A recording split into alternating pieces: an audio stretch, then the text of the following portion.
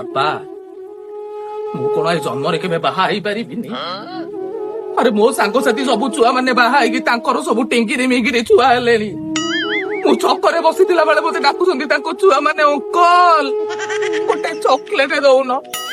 ଏସବୁ ଶୁଣିକି ମୋ ଆତ୍ମା କାନ୍ଦୁଛି। ବାପା ତମେ କହିଲ ମୁଁ କଣ ଆଉ ଜନ୍ମରେ କେବେ ବାହା ହେଇପାରିବିନି? ମତେ କଣ ତମେ ଏଠି ବିହନ ଛାଡି ଦେଇଛ?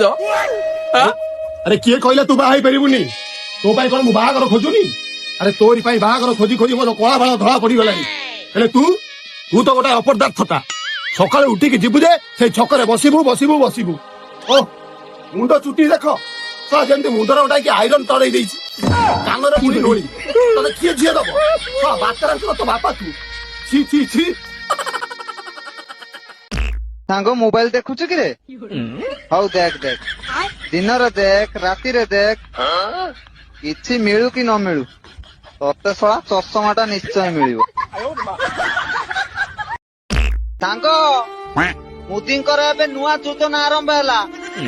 ଯାହା ପାଖରେ 2ଟା 3ଟା ଗାର୍ଲଫ୍ରେଣ୍ଡ ଅଛି ସେମାନେ ଗୋଟେ ରଖନ୍ତୁ, ବାକି ସିଙ୍ଗଲ ମାନଙ୍କୁ ବାଣ୍ଟି ଦିଅନ୍ତୁ, ନହେଲେ 6 ମାସ ଜେଲ ଯିବାର ସମ୍ଭାବନା ଅଛି।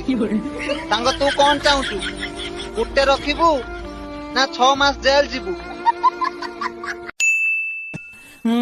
কবি কবি তু তমর নই পঠা কবি, কবি কবি তু তমর নই পঠা কবি, ততে নেই কড়াইরে মু বাটিবি, ততে নেই কড়াইরে মু বাটিবি, ন সিজিলে ততে মু চবেই দেবি। কবি কবি তু তমর নই পঠা কবি, কবি তু তমর নই পঠা কবি। ধন্য তুরে বরা ঘুগুনি ততে তেলুরু আনিছি ছানি, ধন্য তুরে বরা ঘুগুনি ততে তেলরু আনিছি ছানি, ভাসুথিলু তেল কড়েইরে ততে ছাণুচি কোউ দোকানী, ততে ছাণুচি কোউ দোকানী, ততে ছাণুচি কোউ দোকানী। আচ্ছা ମୁଁ ଆଜି ଖାଇବି କୋଉଠି? ତାହେଲେ ଆମଲବାଦୀ ଥାଦ ଥମତେ ଆମଲ ଖାଇବେ।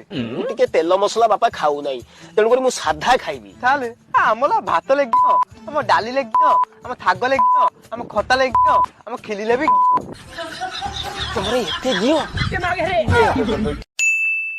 প্রিয়া মোর কি কল গালরে মো খুম্পি দেল, প্রিয়া মোর কি কল গালরে মো খুম্পি দেল। ସାଙ୍ଗ ତତେ ରିଲ୍ସ ପଠଉଛି ବୋଲି ତୁ ରାଗୁଛୁ ନା? ହେଲେ ଗୋଟେ ଦିନ ଆସିବ ତତେ ଆଉ ମୁଁ ରିଲ୍ସ ପଠେଇବିନି, ଆଉ ତୁ ସେଇଦିନ ଜାଣିପାରିବୁ ମୋର ରିଚାର୍ଜ ସରିଯାଇଛି ବୋଲି।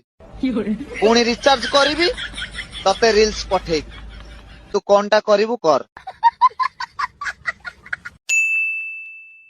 ଆସନ୍ତୁ ଆସନ୍ତୁ, ନିଅନ୍ତୁ ନିଅନ୍ତୁ। ଯଦି କାଳେ ଖାଇଯାଇଛି ଗୁଣ୍ଡି ଘରକୁ ନିଅ ଭେଣ୍ଡି, ଯଦି ରୁଷିକି ଶୋଇଛି ନାନି ଘରକୁ ନିଅ ଜାନି, ଆଉ ଯଦି ଖରାରେ ହଉଛ ଦୁର୍ବଳ ତାହେଲେ ଘରକୁ ନିଅ ପୋଟଳ। ଆରେ ଟମାଟୋ ଟମାଟୋ କଞ୍ଚା ଲଙ୍କା।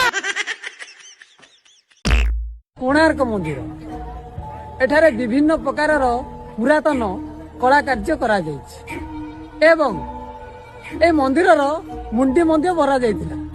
ଆଉ ସେ ମୁଣ୍ଡି ମରାକୁ ନେଇ ଗୋଟେ 13 ବର୍ଷର ବାଳକ ନିଜର ଜୀବନକୁ ତ୍ୟାଗ କରିଥିଲା। ଏତେ ସବୁ ଘଟଣା ଘଟି ସାରିଲା ପରେ ଆଜି ଏ ମନ୍ଦିରର ମୁଣ୍ଡି ନାହିଁ। ବଟ୍ ହ୍ୱାର ଇଜ ଦ ମୁଣ୍ଡି? ଗୋଟେ ମାଣ୍ଡୁ ରଖିବା ଅପେକ୍ଷା ଗୋଟେ 2ଟା ଗାଈ ରଖ, ଗାଈ କ୍ଷୀର ପିଇଲେ ବଳ ହବ, ଆଉ ମାଣ୍ଡୁ କ୍ଷୀର ପିଇଲେ କଣ ବାଳ ହବ?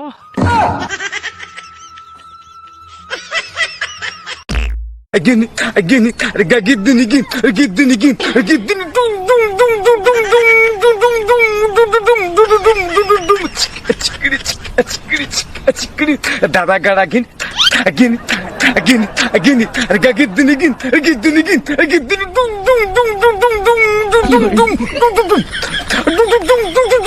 ବେ